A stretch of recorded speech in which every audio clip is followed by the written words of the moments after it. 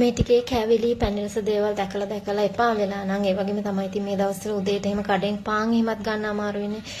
ඔන්න බලමු රස කඩලා කොත්තු එකක් හදාගන්න විදිය. මෙන්න ඉන්ග්‍රීඩියන්ට්ස් චිකන් ගත්තා, සුදු ලුණු, නයිමිරිස් එකක්, ලීක්ස් කැරට්, එතකොට කෑලි මිරිස් ටිකක් ඕන වුණොත් ගන්න කියලා ගත්තා. තඹපු කඩලා ටිකක්, බිත්තරයක්, දෙහි ඒ වගේමයි මම මෙතන කඩලා ග්‍රෑම් තඹුවට පස්සේ බර ග්‍රෑම් 300ක් විතර තියෙනවා. මේකෙන් භාගයක් විතර තමයි ගත්තේ මේකට.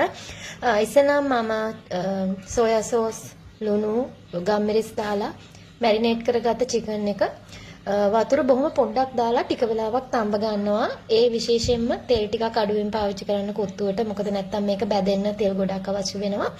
ඒ වගේම තමයි මේකෙන් මට චූටි ස්ටොක් එකක් හදාගන්න හිතුණා. නැත්තම් කඩල කොත්තුව අර අපි හොදි එහෙම දාන්නේ නැති නිසා මේකට රොටි කොත්තුව හදනකොට වගේ දාන්න හොදි තිබුණෙත් නැහැ. මෙන්න මේ වගේ ටිකක් හදාගත්තා මම. පොඩ්ඩක් අර ඒකේ තෙත ගතිය තියාගෙන හදන්න ඕන නිසා මේ වගේ ටිකක් තඹගෙන ඒ වැඩිපුර වතුර ටික අයින් කරගෙන ඊට පස්සේ තමයි මම ඒකට තෙල් ටිකක් දාගන්නේ. මෙන්න මේ වගේ චිකන් ස්ටොක් එකක් මේ සැහැන් දෙකමාරක් විතර ආවා. දැන් චිකන් එක සම්පූර්ණයෙන්ම තැම්බිලා තියෙන්නේ. ක්‍රිස්පි වෙන්න පොඩ්ඩක් බැද ගන්න තමයි ඕනි. තෙල් ටිකක් දාගෙන. එතකොට යන තෙල් ප්‍රමාණයත් අඩුයි. ගොඩාක් තෙල් කන්න ඕනෙත් නෑ. අපිට අවශ්‍ය වෙන වැඩෙත් කෙරෙනවා. මෙහෙම ඉතින් තෙල් ටිකක් දාගෙන ඉස්සලාම චිකන් ටික අපි පොඩ්ඩක් ක්‍රිස්පි වෙන්න බැදගෙන ඉමු. අනිත් දේවල් එකතු කරගන්න කලින් මෙතන මම මේ අරගෙන තියෙන චිකන් බ්‍රෙස්ට් එක භාගයක් විතර වගේ. ඔයා කැමති විදිහට ගන්න. තියෙන අනිත් මස් වර්ග ඒ වගේ දේවල් ගන්න පුළුවන්.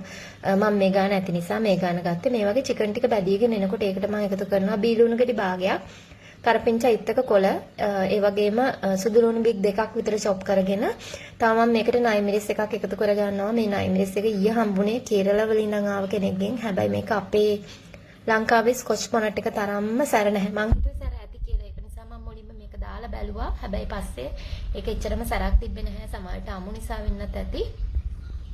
මේ ටික දාගෙන මේ ටිකට ලුණු ටිකකුත් එකතු කරගෙන ටිකක් ඉස්සෙල්ලා ගින්දර වැඩි කරලා අර කොත්තු හදනකොට වගේම ටිකක් සුවඳෙන්න මේක තෙල් එකේ පොඩ්ඩක් බැද ගන්නවා චිකන් ටිකත් එක්කම. මම මෙතන ඩෝ ස්ක්‍රේප් එකක් පාවිච්චි කරාට මේව මෝන් නැවට හැන්දක්කෙන් පාවිච්චි කරන්න පුළුවන්. ඒ වගේම තමයි ඉතින් මේ වගේ එකක් පාවිච්චි කරනවා නම් මෙහෙම පෑන් එකක්ම ගන්න. නොන් ස්ටික් එකකින් මේක කරන්න යන්න එපා. අපරාධ පෑන් එක. ඔයාට ඉතින් ඔය ස්ටේන්ලස් ස්ටීල් පෑන් එකක් තියෙනවා නම් මේ වගේ එකක් කරගන්න පුළුවන්. මේ වගේ හොඳට මික්ස් කරගෙන ඊට පස්සේ මම මේකට කැරට් ලීක්ස් ටික එකතු කරගන්නවා. මම ඒව නම් ගොඩාක් දැම්මේ නැහැ. ඔයා කන්න කැමති විදිහට එකතු කරන්න ගොඩාක් එළවලු අවශ්‍ය නම් ගොඩාක් එකතු කරගන්න. ඒක පොඩ්ඩක් චිකන් සහ ලුණු ටිකත් එක්ක මික්ස් කරගෙන ගොඩාක් තැම්බෙන්න අරින්නේ නැහැ. ඊට පස්සේ ඒක පොඩ්ඩක් පෑන් එකේ පැත්තකට කරගෙන මම එකතු කරනවා එක බිත්තරයක්. කියන්න අවශ්‍ය නැහැ මේකට ඔය සොසේජස් වගේ දේවල් කැමති නම් එකතු කරගන්න. බිත්තර තව වැඩිපුර ඕන නම් තව එකතු කරගන්න පුළුවන්. මේ වගේ ඔක්කොම ටික හොඳට මික්ස් කරගෙන ඒක පෑන් එකේ පැත්තකට කරගෙන බිත්තරේ එකතු කරලා බිත්තරේ පොඩ්ඩක් සෙට් වෙන්න දෙනවා අනිත්වත් එක්ක මික්ස් කරන්න කලින්. ඒ වගේම තමයි අමතක කරන්න එපා බිත්තරේට ලුණු කැමති නම් ගම්මිරිස් ටිකකුත් එකතු කරලා සීසන් කරගන්න. නැත්නම් ඒක රස අඩු වෙන නිසා.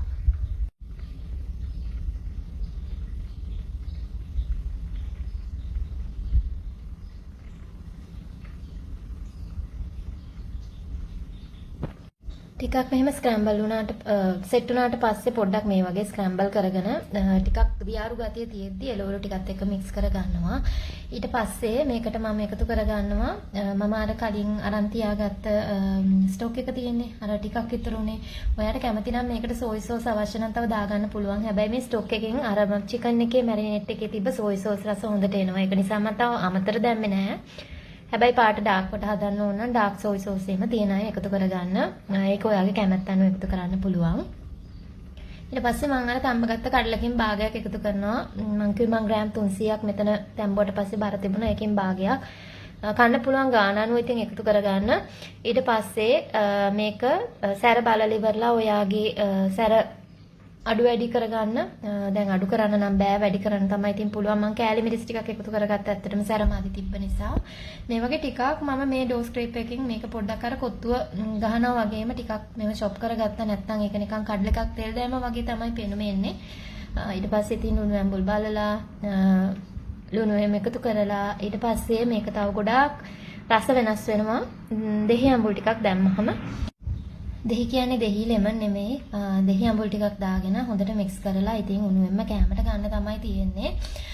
ඔන්න ඉතින් මේ දවස්වල පැණි රස කෑම, තෙල් කෑම ඒ වගේ දේවල් දැකලා කාලා එපා වෙලා ඉන්න අයට උදේට එහෙම කන්න වෙනසකට කඩලා ටිකක් පෙඟෙන්න දාලා හදාගෙන බලන්න ගොඩාක් රසයි. ඒ වගේම තමයි මේ ප්‍රමාණය කෑවහම බේල් 2-3කට බඩ හොඳට පිරීලා තියෙනවා. එහෙමනම් thank you හැමදාමත් වගේ වීඩියෝ එක බලාගෙන හිටියට.